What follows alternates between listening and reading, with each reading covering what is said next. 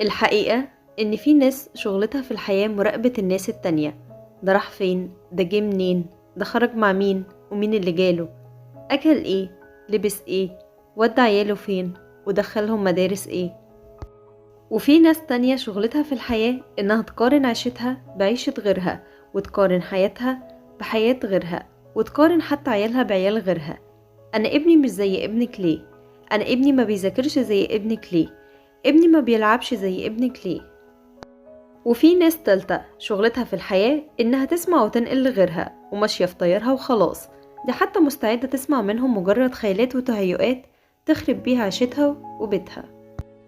وللأسف التلات أنواع دول من الناس ما بيقدروش يربوا طفل سوي حتى مهما اتبعوا أو شافوا أو سمعوا عن أساليب التربية الصحيحة للطفل، لأنهم ببساطة هم مهما عملوا فهم مش مقتنعين باللي معاهم وفي إيديهم.